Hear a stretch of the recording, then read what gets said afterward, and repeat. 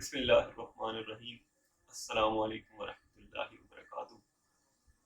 دنیا کی ہر کتاب کا ایک موضوع ہوتا ہے۔ قرآن کا موضوع یہ ہے کہ انسان کو خدا کے تخلیقی منصوبے کے بارے میں آگاہ کیا جائے۔ اس کا مطلب یہ ہے کہ انسان کو بتایا جائے کہ اس کی زندگی کا کیا مقصد ہے، اس کو یہ جو چیزیں، یہ جو متاع میسر ہیں، ان کا کیا مقصد ہے، اور اس دور حیات میں خدا کو انسان سے کیا مطلوب ہے، اور اس کے مرنے کے بعد کا جو دور حیات ہے اس میں انسان کے ساتھ کیا معاملہ پیش آنے والا ہے، اور یہ جو زندگی انسان کو ابھی میسر ہے، یہ ابدی زندگی ہے، یہ موت کے بعد بھی جاری رہے گی، اور اس زندگی میں جو موت کے بعد شروع ہوگی اس میں کامیابی ناکامی کن بیسس پہ ہوگی۔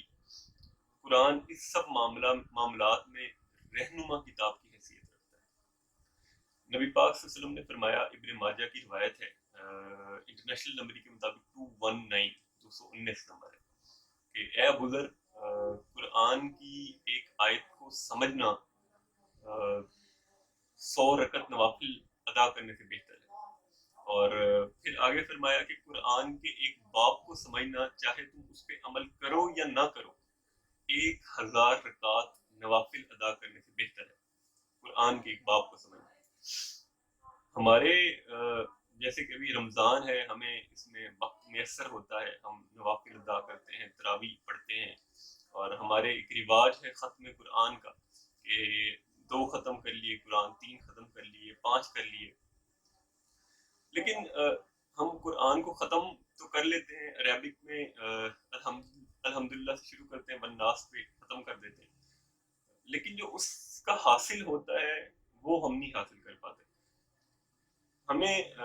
انشاءاللہ ثواب تو اس کا ملتا ہے، لیکن جو اس کا مقصد ہے، جو قرآن کا جو مقصد اللہ نے قرآن میں بیان کیا کہ یہ ہدایت حاصل کرنے کی کتاب ہے، ہم اس مقصد اس کا حاصل نہیں کر پاتے، ہم صرف اس کو ثواب تک رکھتے ہیں۔ تو اس رمضان میں ابھی یہ لاسٹ اشیاء شروع ہو رہا ہے، اما عائشہ فرماتی ہیں کہ نبی پاک صلی اللہ علیہ وسلم اس میں اپنی کمر کس لیتے تھے، خود بھی جاگتے تھے، ہمیں بھی سب کو جگاتے تھے۔ تو ہمیں کیا کرنا ہے، ہمیں حضرت اس رمضان کو یوزفل بنانا ہے، اور اس میں اسپیشلی کوشش کرنی ہے کہ ہم نوافل تو ادا کریں، ختم قرآن کریں، لیکن اس کو کوشش کریں کہ ایک دفعہ کم از کم ان آخری 10 دنوں میں ایک دفعہ اردو میں پڑھ لیں۔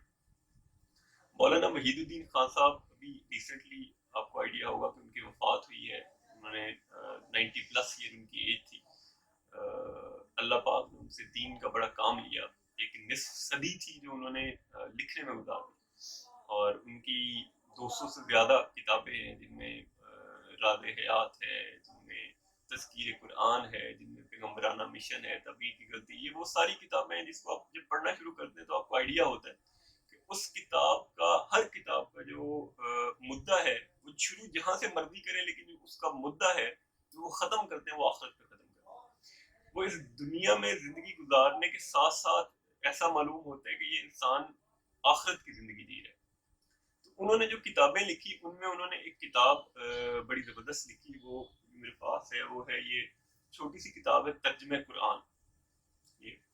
یہ مولانا وحید الدین خان صاحب نے لکھی، یہ بالکل چھوٹی سی کتاب ہے۔ اس کو اس میں انہوں نے کیا کیا، اس میں انہوں نے سادہ قرآن کا بہت سادہ انداز میں ترجمہ لکھ دیا۔ اس کو آپ اپنے ساتھ رکھ سکتے ہیں، اس کو آپ کیری کر سکتے ہیں، اس کو آپ سفر کر رہے ہیں تو اپنے ساتھ بیگ میں رکھ سکتے ہیں، جب آپ کو موقع ملے، ٹائم ملے، آپ اس کو پڑھ سکتے ہیں۔ اگر آپ جاب کرتے ہیں تو آپ اپنے آفس میں اس کو رکھ سکتے ہیں، جب بھی آپ کو وقت میسر آئے تو آپ اسے پڑھ سکتے ہیں۔ تو اس سے حاصل کیا ہوگا آپ کو، اس سے حاصل ایک تو یہ ہوگا کہ جب آپ قرآن کو عربک کی بجائے اردو میں پڑھیں گے تو آپ کو اس کا مقصد سمجھ آ رہا ہوگا۔ قرآن عربی میں اس لیے نازل ہوا کیونکہ ان کی زبان عربی تھی۔ آج ہمارے موسٹلی لوگوں کو عربی پڑھنا تو آتی ہے، لیکن اس کا مطلب نہیں سمجھ آتا کہ جو ہم الفاظ پڑھ رہے ہیں اس کے بیہائنڈ اللہ ہم سے کیا چاہتے ہیں، اس کا مطلب کیا ہے۔ تو جب ہم اس کو اردو میں پڑھیں گے، اپنی زبان میں پڑھیں گے، تو ہمیں اس کا مقصد سمجھ آ جائے گا۔ پھر ابن ماجہ کی روایت جو میں نے بیان کی، اس کے مطابق اللہ پاک جو ہمیں اس کا اجر دیں گے وہ نوافل سے کہیں زیادہ ہے۔ اب یہ دیکھیں کہ نبی پاک نے فرمایا کہ ایک آیت کو سمجھنے کا اجر 100 नवाफिल से बेहतर है। अब एक आप ये देखेंगे 2 नवाफिल में हम एक नवाफिल की बात करें तो हम कम से कम सूर्य बकरा कम से कम ये अल्हम्दुलिल्लाह उसमें जरूर पढ़ते हैं, और सूर्य फातिहा में 7 आयतें हैं, मतलब 100 रकत में हम तकरीबन कुछ 700 आयतें पढ़ते हैं। तो कुरान की एक आयत को पढ़ने का सवाब नबी पाक सल्लल्लाहु अलैहि वसल्लम ने 100 रकत से ज्यादा बताया, मतलब 700 आयतें खाली एक बगैर मतलब के पढ़ने से ज्यादा बेहतर है कि कुरान की एक आयत को समझ के पढ़ लिया जाए। तो उसके लिए मैं भी कोशिश करूंगा इंशाल्लाह, और आप भी कोशिश करेंगे ये जो आखिरी 10 दिन है इसमें हम कुरान को समझ के पढ़ लें। आपके पास जो भी तर्जुमा मौजूद है अभी उसको उठाएं और उसको पढ़ना शुरू करें। अगर आपको ये किताब चाहिए तो मुझे बता दीजिएगा, मैं आपको इसका लिंक शेयर कर दूंगा, आप इसको ऑनलाइन बाय कर सकते हैं उनकी वेबसाइट पे जाके मौलाना साहब। और बाकी ये कि मैं इंशाल्लाह अभी कोशिश करूंगा कि रमज़ान के जो भी कुछ दिन रहते हैं इसमें कुरान के कुछ मकामात आपके साथ शेयर करूं, और जिसका मकसद ये होगा कि हम जो कुरान का मतलूब इंसान है, जो अल्लाह इंसान से चाहते हैं,